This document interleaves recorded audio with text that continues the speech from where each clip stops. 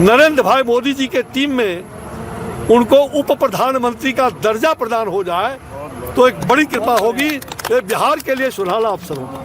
नरेंद्र भाई मोदी और नीतीश कुमार राम लक्ष्मण की जोड़ी और बिहार में आसन्न चुनाव में जहां हमारा लक्ष्य है कि हम 225 पर जीत हासिल करेंगे।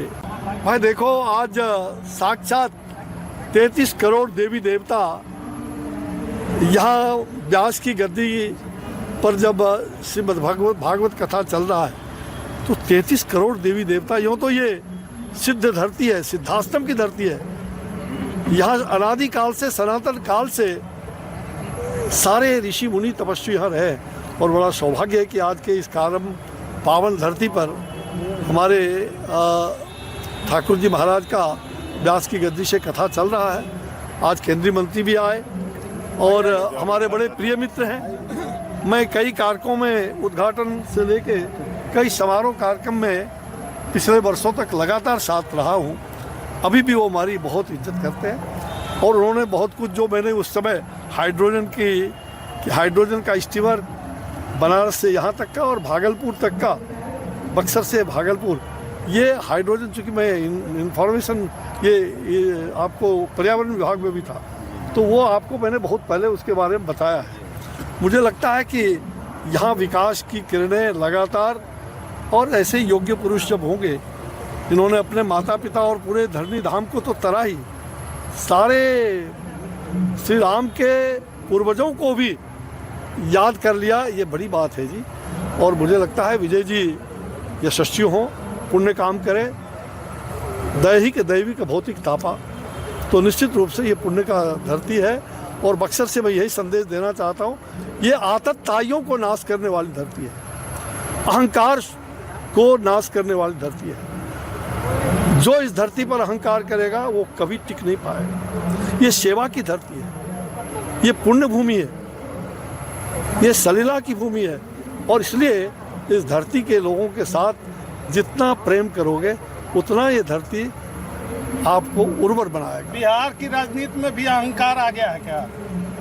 भाई देखो, मैं आज आपको क्या बताऊं, एक बात मेरे मन में विचार आया कि भाई हमारे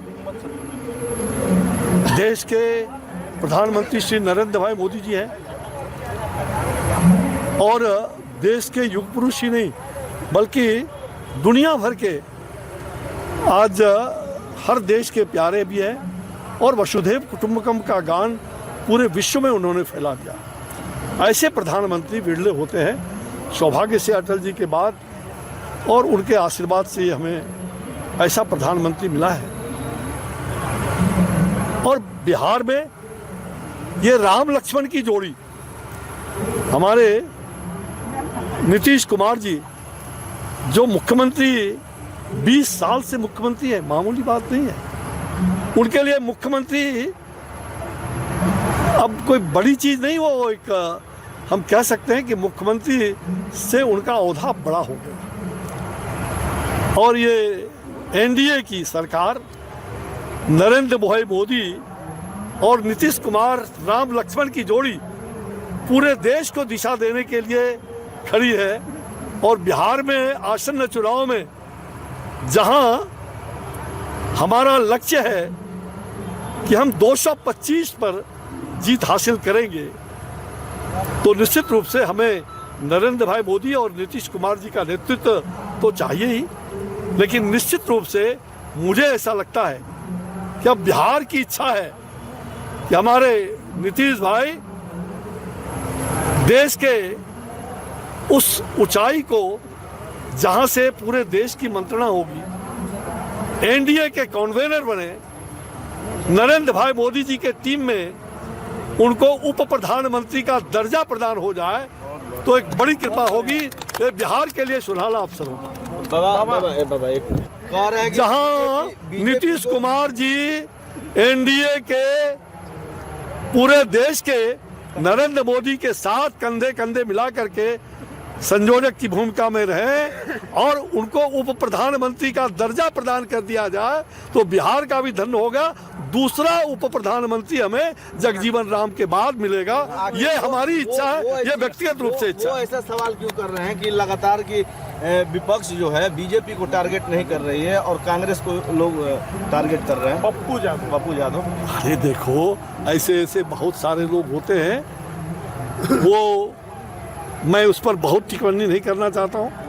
ऐसे लोग धरा पर आते हैं, चले जाते हैं। ममता बनर्जी क्यों बंगाल में कह रही है कि बिल लागू नहीं होने? भाई ममता जी को पता नहीं है, ये एक तरफ हम संविधान को कहते हैं कि संविधान सम्मत बात करनी चाहिए और दूसरे तरफ जो भारत के लोकतंत्र के पवित्र मंदिर में संविधान सम्मत निर्णय हुआ, वक्फ बोर्ड को समाप्त करने का निर्णय हुआ, उनको संशोधित करके, समाप्त नहीं बल्कि वक्फ बोर्ड को संशोधित करके 5 ऐसे संशोधन महत्वपूर्ण दिए गए जिससे मुसलमान भाइयों का कल्याण होगा।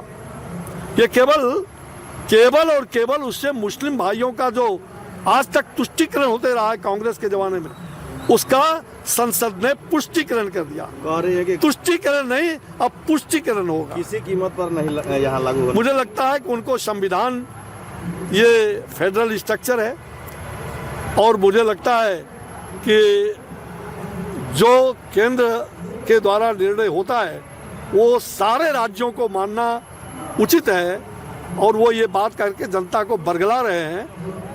जिस दिन वो नहीं मानेंगे उस दिन बंगाल की धरती में वो सदा सदा के लिए बंगाल के लोग उन्हें भी उखाड़ फेंकेंगे। अगर आप ये वीडियो YouTube पर देख रहे हैं तो हमारे चैनल को सब्सक्राइब करें और बेल आइकन को दबाना ना भूलें। अगर आप Facebook पर ये वीडियो देख रहे हैं तो हमारे पेज को लाइक करें।